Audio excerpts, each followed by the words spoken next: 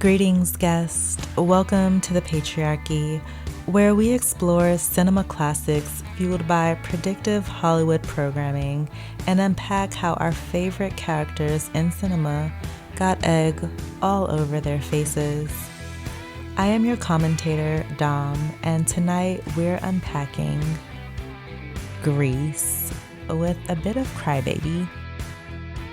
In this video, we will unpack a few classic musical films that encourage women to change themselves for men.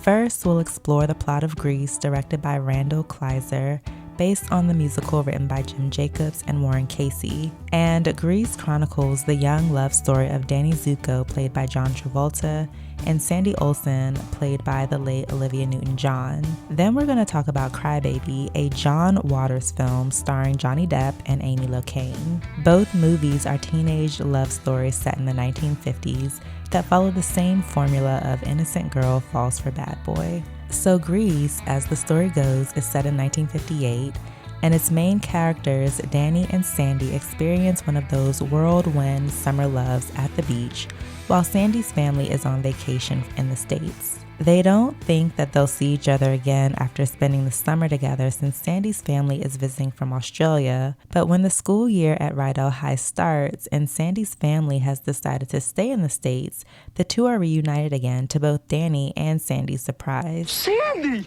Now, there are a lot of interesting subplots occurring in Grease, like Rizzo's desperation for male attention and Marty's attraction to older men.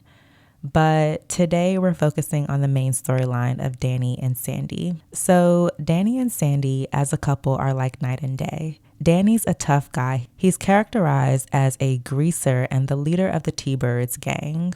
And according to TVTropes.com, greasers were a common subculture in the 1950s and early 1960s, known for their rebellious attitude and love for rockabilly music. Most greasers were working class or lower class and often came from an Irish, Italian, or Latino background. Sandy, on the other hand, is more primmed and proper. She's a respectable girl and referred to by her friends as a Miss Goody Two-Shoes. There is an entire song sang by the Pink Ladies in the sleepover scene, which informs the viewer of how Sandy is perceived by her peers. Her perception of purity is even reflected in her wardrobe throughout the movie. Sandy wears conservative poodle skirts and cardigans throughout the film and is always seen in light, pale colors, even wearing a white dress to the dance, while the other characters wear more saturated colors throughout the film.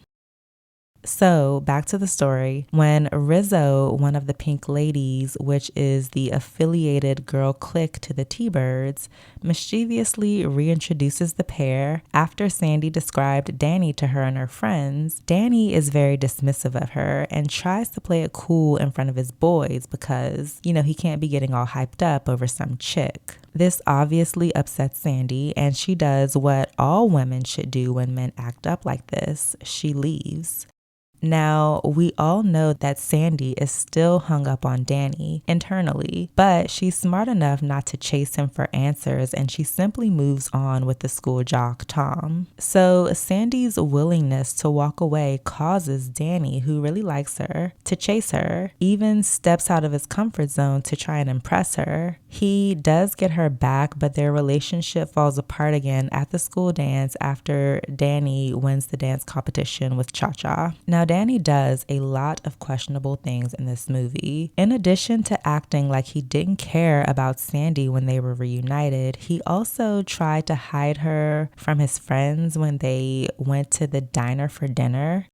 Then there's the drive-in movie scene where Danny basically tries to pounce on Sandy and gets a little too handsy after he gave her his ring. Danny, get off me! Sandy, what's the matter with you? I thought it meant something to you. And in this scene, Sandy thinks that the ring that Danny gave her symbolizes that he has respect for her. But then Danny immediately proceeds to disrespect her right after that exchange.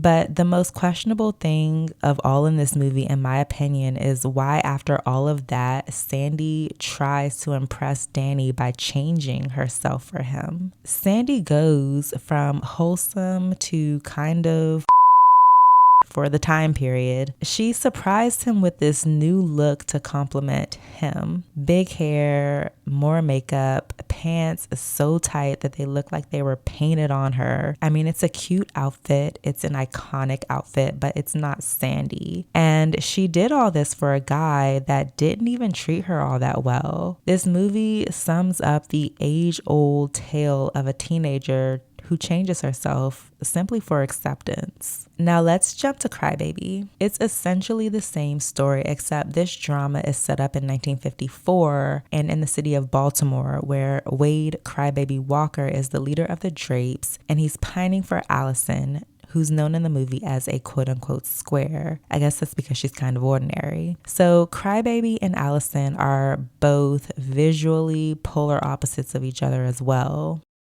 Crybaby is a juvenile delinquent who loves to sing, and he invites Allison to hear him sing and basically turns this sweet, innocent girl out. She starts dressing more quote-unquote hip and making out with him at Turkey Point, and even gets him out of jail with this song and seducing dance. And even though they are extremely different from each other socially, as Danny and Sandy were in Grease, the two are still extremely drawn to each other, and they connect over singing and also their bond over the fact that they're both orphans. I have always enjoyed Crybaby more than Grease because 1, Johnny Depp is in it, and 2, Crybaby treats Allison so much better than Danny treated Sandy. He never once disrespected her and did nothing but put her up on a pedestal and show love for her. The difference between Crybaby and Danny Zuko is that Crybaby didn't care what anyone else thought about Allison.